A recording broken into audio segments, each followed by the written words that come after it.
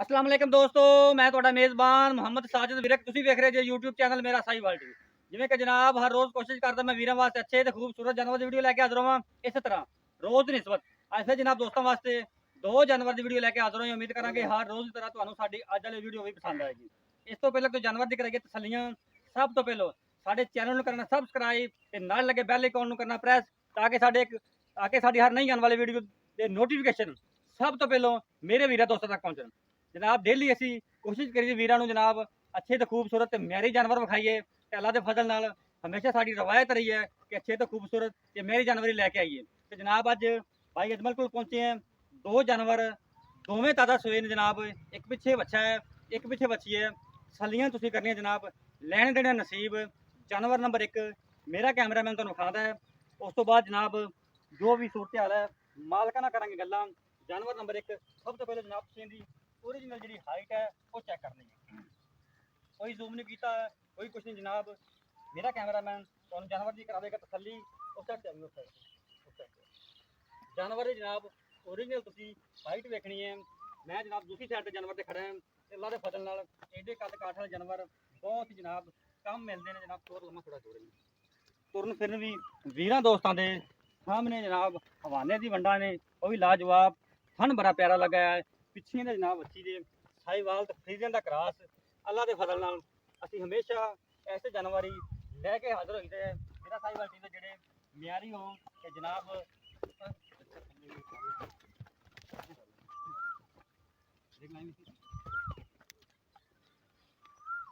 जनाब तुसी जानवर का हवाना चेक करना है।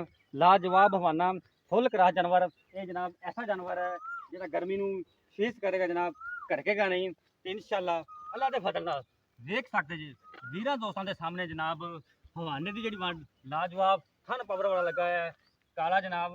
ये जनाब मैदानी इलाका जो टंपरेचर अजकल चलता पाया जनाब 46-47। ये जनाब गर्मी में फेस करेगा बिल्कुल नहीं करकेगा। कुछ जानवर जनाब होते हैं गर्मी के आके करकना स्टार्ट कर देंगे तो जी दुध की एवरेज है वह भी डाउन कर देंगे क्योंकि वो जो पट्ठा खाना छड़ जाते हैं जिन वजह दुध की जी पैदावार कम हो जाती है।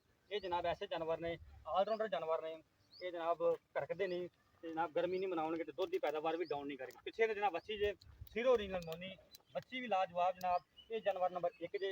जानवर नंबर दो जे तुहानूं करवाने तसलियां वो भी जनाब चोलस्तान में जनाब क्रॉस जे पिछे उनके बच्चा जे सिरो ओरिजिनल मोनी लाजवाब जानवर ही कोई लम्मा थोड़ा एक मिनट तुहानूं फिर भी जनाब वीरा दोस्तों को करावांगे चेक। खाना बड़ा लाजवाब लगा जनाब पावर वाला बिरला खाना जो पूरा जनाब हवाना भी लाजवाब।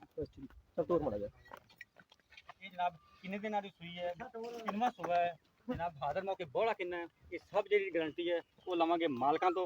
साडा काम जनाब कराना तसलियां।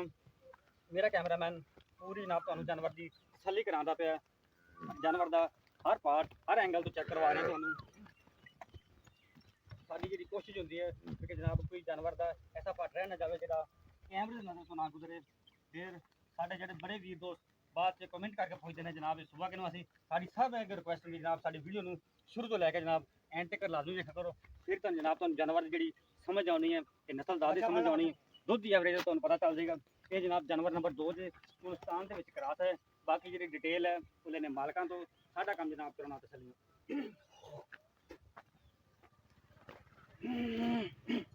चल जानवरों की जनाब तुसीं कर ली तसली।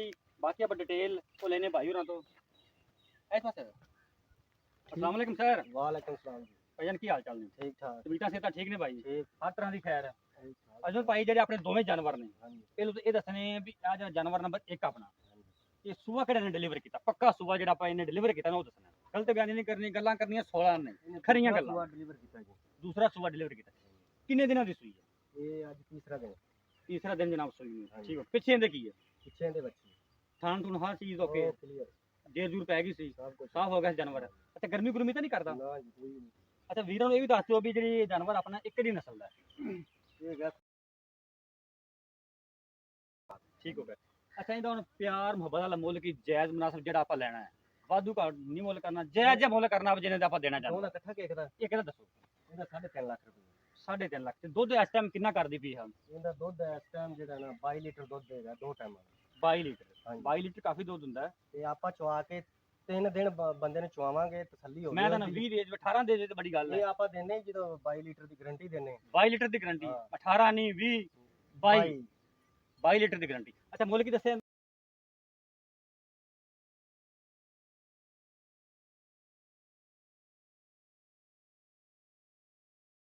ਇਹ ਸੂਆ ਉਹ ਪਹਿਲਾ ਸੂਈ ਪਹਿਲਾ ਸੂਈ।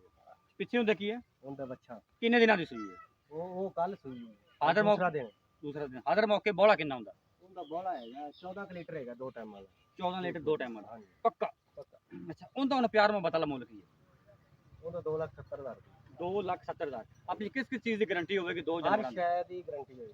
ਦੁੱਧ ਪੱਕਾ, ਪੱਕਾ ਥਾਂ ਦੀ, ਪਿੱਛੇ ਦੀ, ਹਰ ਚੀਜ਼ ਦੀ ਗਾਰੰਟੀ। ਤਸੱਲੀ ਹੋਵੇਗੀ।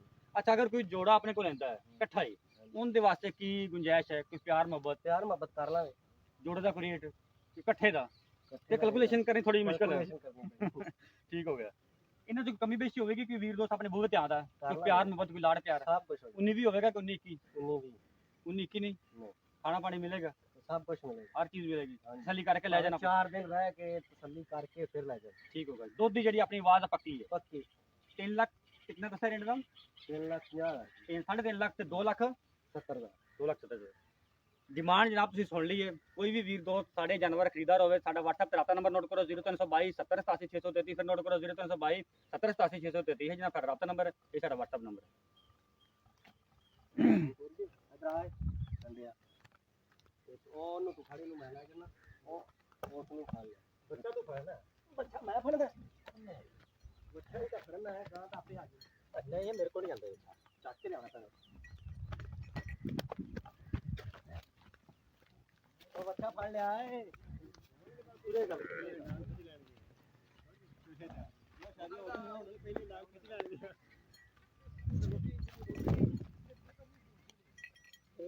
ਛੁੱਟ ਗਈ